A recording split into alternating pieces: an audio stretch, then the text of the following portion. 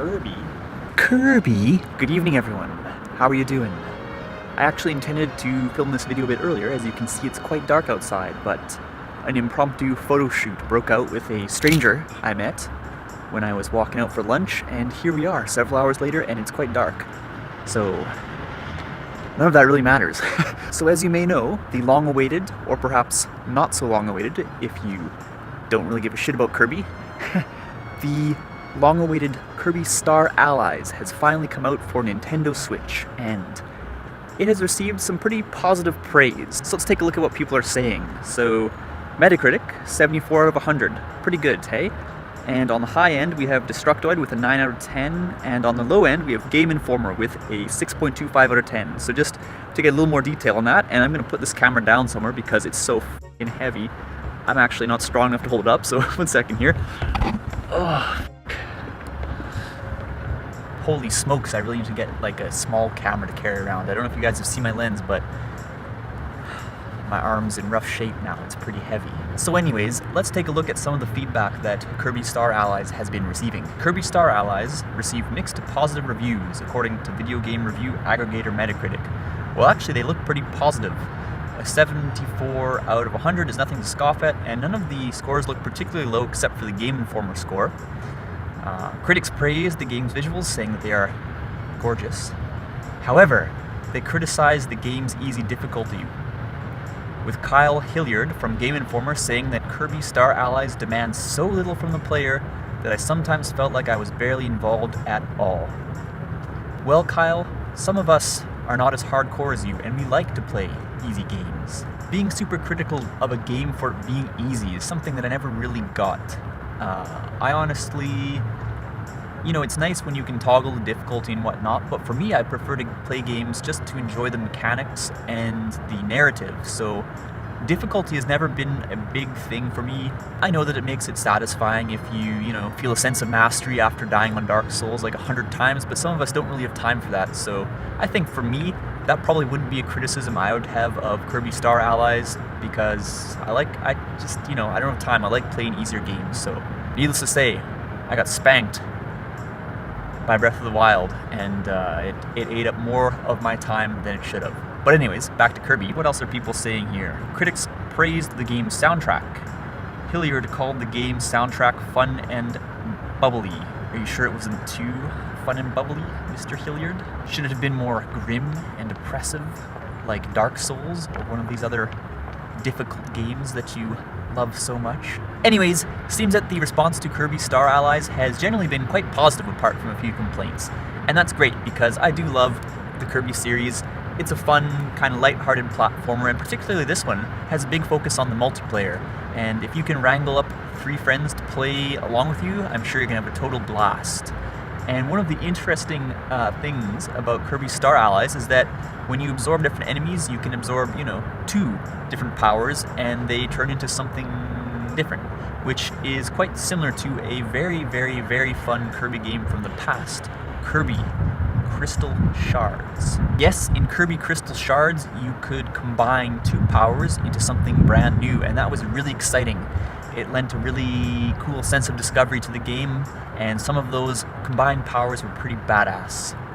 Ah, Kirby Crystal Shards. What a beautiful game. So for us, the peasantry, those who do not have access to an early copy of Kirby Star Allies, the game comes out tomorrow on March 16th. I say tomorrow, I'm in Japan. Perhaps it's 2 days later if you're living in North America. Time difference is always confusing, but either way, it's just around the bend. It looks like it's going to be really great. If you've seen any of the gameplay on YouTube, looks really fun, really solid stuff, and I'm excited to play Kirby Star Allies. But I thought today I would talk a little bit more about my favorite game in the Kirby series to date, and I'm going to do just that. But first, I wanted to ask you, what is your favorite Kirby game? Is it Kirby's Dream Land? Is it Kirby's Dream Land 2? Is it Kirby Tilt and Tumble? That was a pretty cool game. Let me know in the comments. Do you even like Kirby? Do you hate Kirby? Do you think it's stupid? I don't think anyone hates Kirby. You must at least like playing as Kirby on occasion in Smash Brothers, right? So yeah, my favorite Kirby game to date is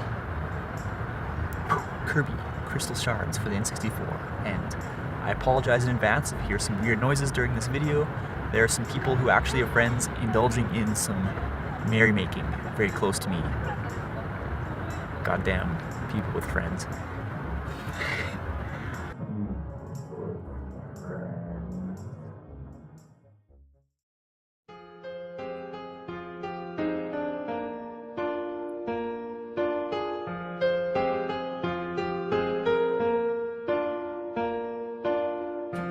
All around me are familiar faces, worn out places, worn out faces, bright and early for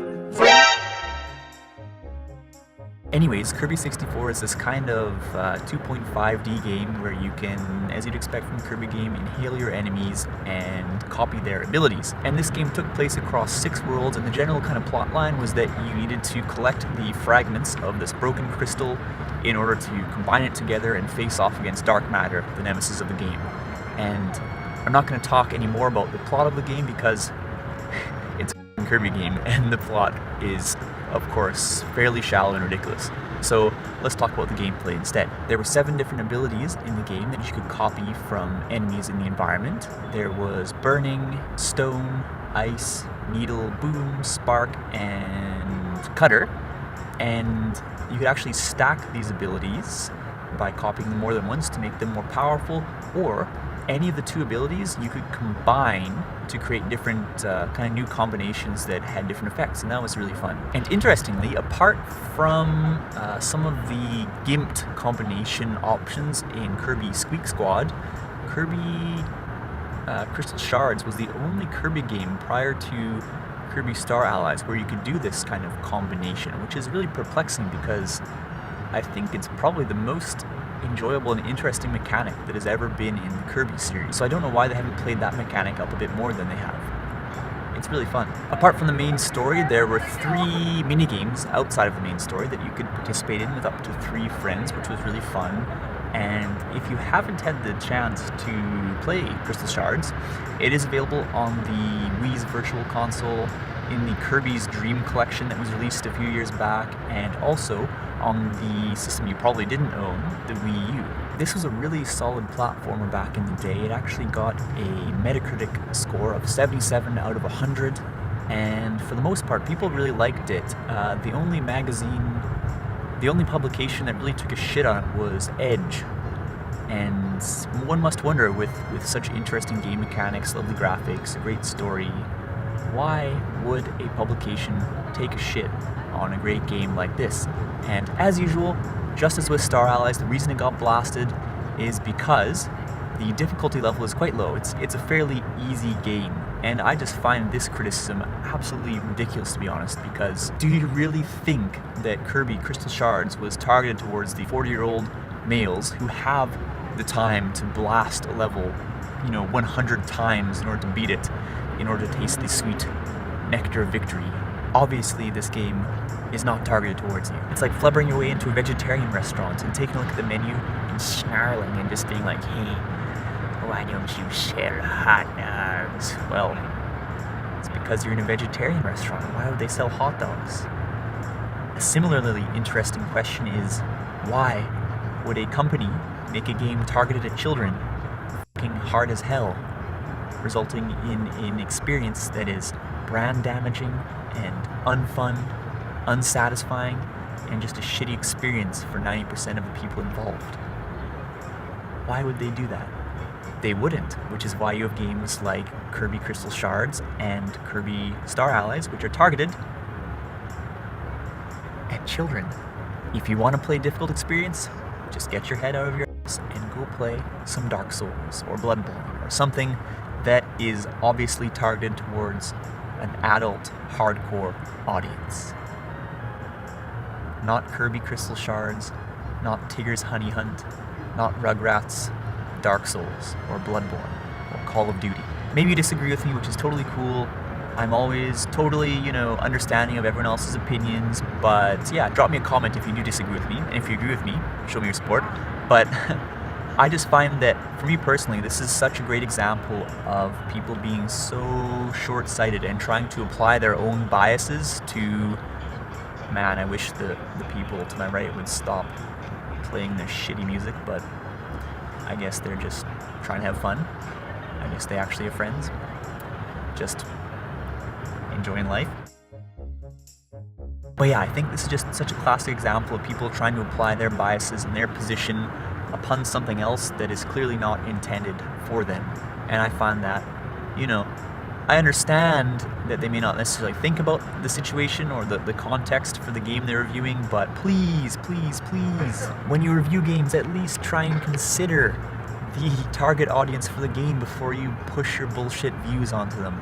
And this is one of the things that turns me off about reviews in general.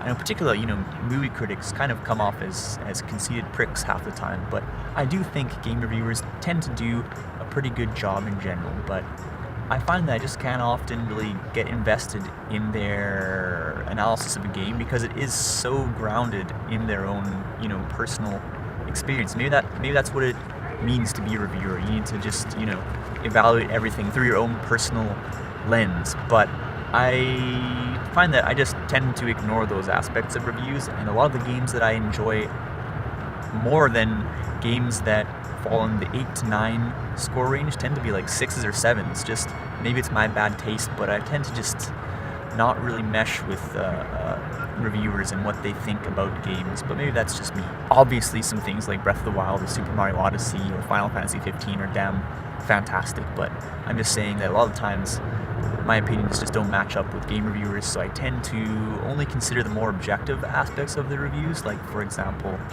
if the camera system in the game is totally broken, I take that into account, you know, but things like difficulty or a game being linear as opposed to open and giving the player options, that's purely, you know, subjective stuff and a bunch of huffly-puffly fluff. Just slamming a game like Kirby Crystal Shards or Kirby Star Allies for being easy is so silly. It's like putting a baby diaper onto your big adult bum and complaining it doesn't fit you.